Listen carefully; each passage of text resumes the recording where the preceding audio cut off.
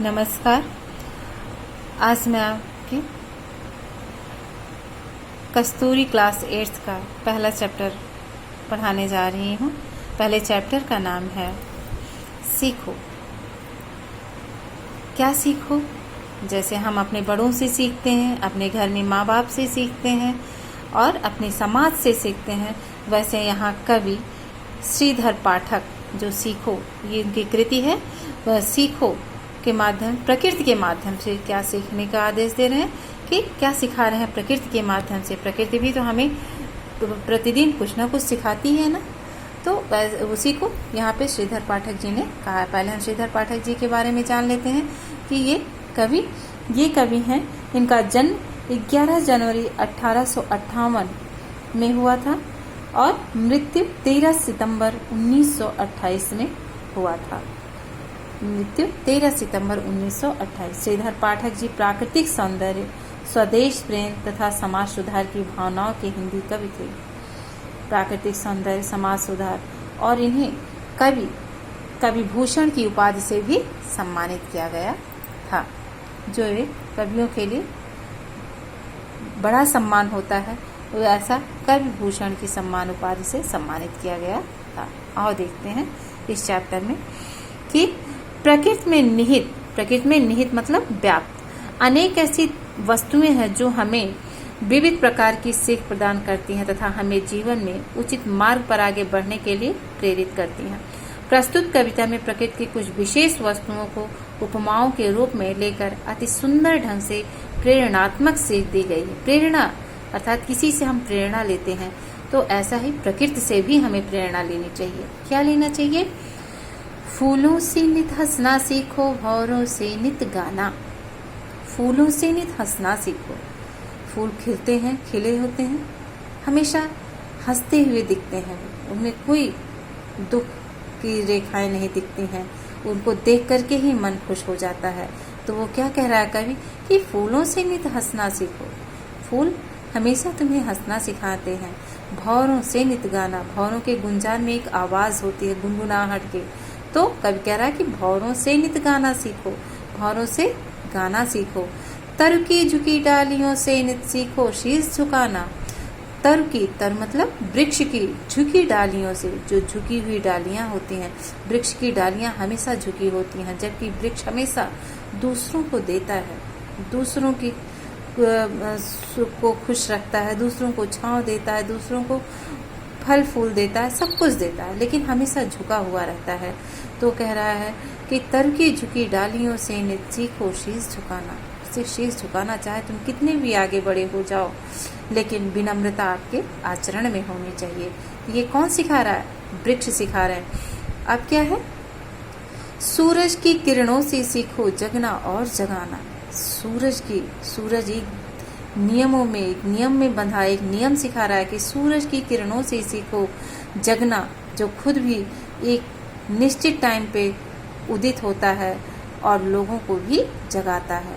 तो उसी तरह आप भी आगे बढ़ो और समाज को भी आगे ले जाओ।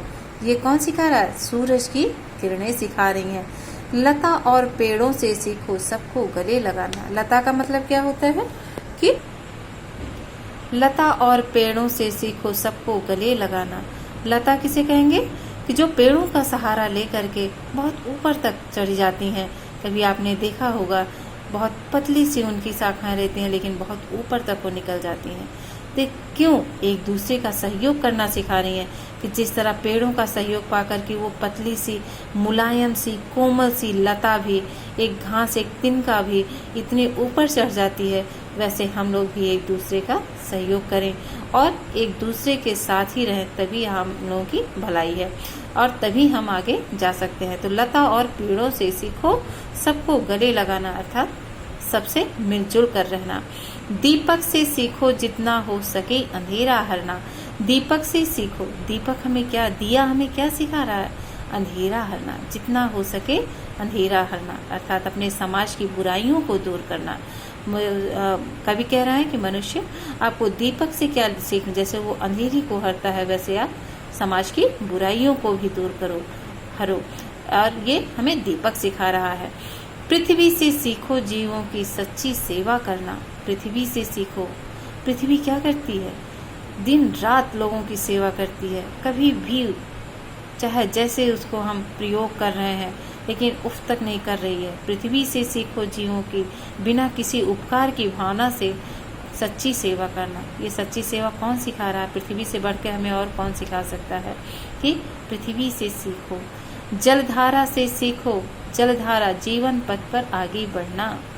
कभी कभी आपने देखा है कि अगर आप पानी के रास्ते को रोक देते हैं तो कहीं और से वो जगह बना लेता है, लेकिन पानी कभी रुकता नहीं है। रुकने लायक, और जो पानी रुक जाता है वो वहीं पे सड़ने लगता है और उसमें बदबू आने लगती है। तो जलधारा से सीखो।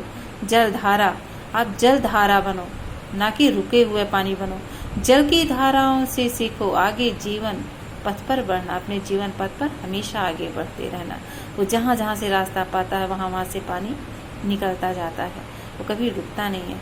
तो वो कौन सिखा रहा है? ये जल की धाराएं सिखा रही हैं। और धुएं से सीखो हरदम ऊंचे ही पर चढ़ना। और धुएं से सीखो। हाँ, ये सच है।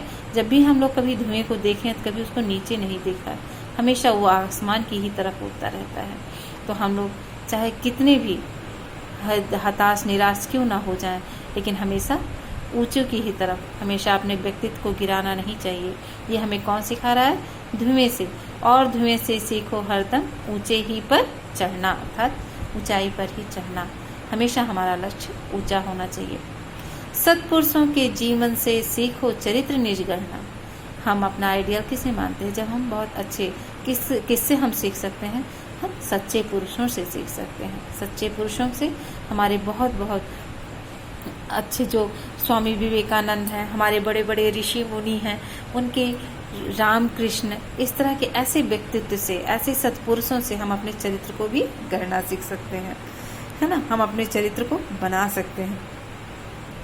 हम अपने बड़ों से ही तो सीखते हैं, तो ऐसे पुरुषों से हम अपने जीवन को बना सकते हैं। अपने गुरु से सीखो बच्चों उत्तम विद्या पढ़ना। और अपने गुरु से क्या सीखो? अपने गुरु से उत्तम विद्या, अच्छी विद्या को पढ़ना सीखते हैं। अर्थात हमेशा उनसे अच्छी विद्या, जो भी वो अच्छी विद्या सिखाते हैं, गुरु हमेशा अपने से आपको श्रेष्ठ ही बनाना चाहेगा। ये गुरु ही ऐसा है कि जो अपने से आगे हमेशा आपको बढ़ना देखना चाहेगा। तो हम लोगों को क्या करना चाहिए? उनसे अच्छी विद्या सीखनी चाहिए। ये आपकी क्या था कि सीखो पाठ, जिसमें कवि ने हर प्राकृतिक बिंबों के सहारे मनुष्य को सीखने का उपदेश दिए हैं या सीखने को कहे हैं। और ये प्रकृति हमें एक उचित नियम से आगे बढ़ने के लिए हमेशा प्रेरित करता है। आज यहीं तक, धन्यवाद।